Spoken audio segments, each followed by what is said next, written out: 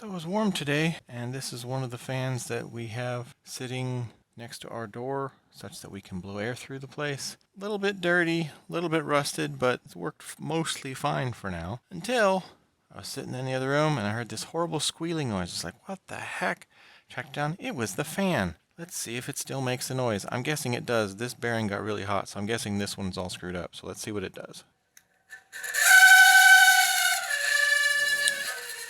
That's not normal. You want a fan that's quiet. Sometimes you want a fan for noise, background noise. That's not a good background noise. So I am going to take this apart and see if this is a fixable one or if it's just out of luck and gotta buy another one. I don't remember exactly what model it is. There's the information on the back. I don't know. The front maybe used to have something on here, but now it just has a plain aluminum thing. So I don't know if they had a sticker that fell off or what. Either way, if I do manage to fix it, I'm going to get in and take the rust off and stuff before I put it back in service. But this is just to see what is causing that horrible noise. I'm guessing it's the bearing either got dry or such, because I'm assuming these are just those bronze bushings bearings types versus an actual bearing. So let's see what's in there when we open it up. So first, take things apart.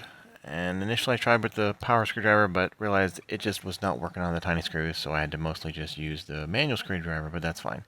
And then I needed an Allen key to take out that to get the fan blade off, and then luckily I took pictures of all these things because I needed the pictures later to put it back together. But because initially I had the sides on the wrong sides, and therefore the wires don't line up, but eventually I got it to work. So once I got it all together, or all apart rather, then I could take the screws out and then see how bad the inside is. And there you go.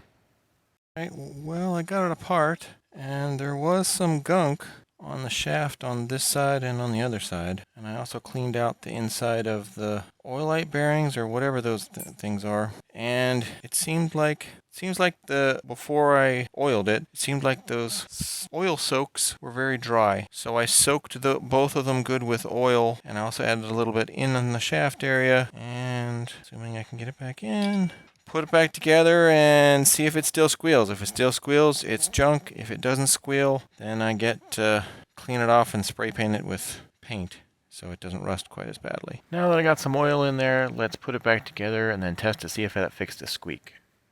Alright, it's back together. I'm not 100% sure I have this rotated correctly because this ground is supposed to go over onto there and it's on the wrong side. So I think I may have something rotated, but it's at least back together, so let's see if it squeals. There's on 3. I hear buzzing and I see it spinning. I don't hear squealing. So I think that solved at least the squealing problem. So now I just gotta make sure that it's in the right orientation and also clean those up to try and get them a little less rusty. And this took several tries because, as I mentioned earlier, I initially had things backwards and therefore the wires didn't line up. But I tried multiple times to put this in and it just was not fitting correctly. So I take it apart, try again, try alternating the wires, moving them around. Eventually I realized, hey, wait, looking at the pictures, somewhere here, yeah, still doesn't fit quite right. Okay, something's wrong. There we go. Now I think I got it back sorted finally. Alright, pictures are working. All the screws are in. Yay, you finally put it back together correctly. And it still spins and doesn't make the screeching noise. So finish putting all the rest of the stuff back up. Put the screws back in. I just painted it. It fixed the rust issue. That was the main goal. So, alright. Now let's see how it goes. Well, it's not perfect, but I wasn't aiming for perfect. I was aiming for better. It's not as rusted. There's paint primer on it to try and keep it from rusting some. The best part, when you turn it on,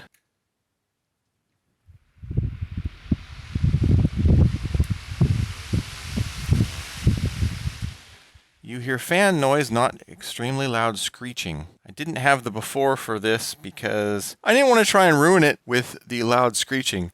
But if we look for the amperage draw, it goes from 0 on to first speed, 1.3, 1.3, 1.2, 1.2, 1.36. So about 1.3 amps for on high or medium or low. So again, I don't have the before, but hopefully with it being oiled, it will do better. And it's, like I said, it's not as rusted as it was, so it's still not perfect. It's still probably going to screw up. I'm still probably going to have to replace it, but it's better than it was. So better than it was is good. And as an added bonus, here's an Intertech fan, I think, 18-inch high velocity fan. And there's the model if it shows up. It may not. This one used to start up quicker, and sometimes it takes a bit to get going if you just start it on 1. So let's see what this looks like. If we start this on low. Dun, dun, dun, dun, dun, dun, dun, dun, dun, dun, dun, dun.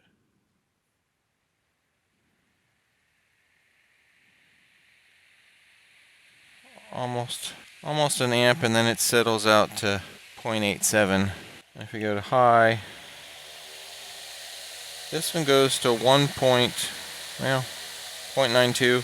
So this one does better than that other fan, even with adding oil to the other fan. So let's see what this one does after we oil it. I didn't record that because I didn't think it would be interesting, but I ran into issues taking these bolts out. So it had the normal take these off first, nut, lock washer, regular washer, and then it came through grating, and then there was this slightly thicker nut and going up through, and the bolt. Well, the problem is, for whatever reason, all of the bolts are damaged. Damaged. Some of them fairly severely, which made it a lot of fun to try and get that other nut off. Luckily, I had an M5 0.8 die, and I redressed the threads. So hopefully that's going to work better putting it back together, but that's really frustrating and annoying. So I don't know whether the tool that they used to put these on screwed it up, because it was above those kind of. Because these were hard to get off as well. So it was above those, or if that was some way that they were trying to keep people from taking them apart. I'm not sure which, but either way, it's apart now, and I'm not expecting anything. I guess I should set the time lapse up to record this in case something crazy happens, but it should be as simple as you take these sides off, check and oil things, and then put the sides back, but we'll see. Alright, now that I got it apart, time to clean things up. This was a 3 Q-tip job. It took 3 of them to get all the gunk out of all the various spots and off the shafts. And eventually got that cleaned out. And then put the oil in, and that should be good. And then this one, I didn't take it apart quite as far, so it was easier to put back correctly. Especially, once I realized, hey, need some more washers. Then it's all going, does it still make sound? Yes. All right, put everything back on, get it all back together, and ready to test. Minor issues, as I mentioned, on the bolts, but they all went back on. I did have to, on one of them, add extra washers because the bolt was too damaged for the nut to actually seat, but the extra washers pushed it up enough that it actually had threads again. So hopefully that'll be all right. So let's see here if we get, is it on amps or watts? I don't remember if it was on amps. We'll try amps first. Alright. Off.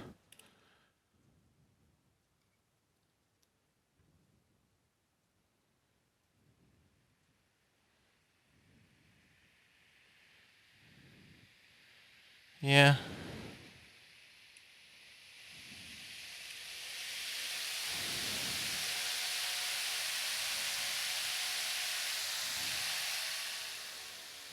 That seemed to work at least as well. It seemed to spin up slightly faster. Let's try it from going low. Yeah. So that's 107 watts. 104 watts. And if we go to medium, it's interesting it goes up and then back down for that. And go to high.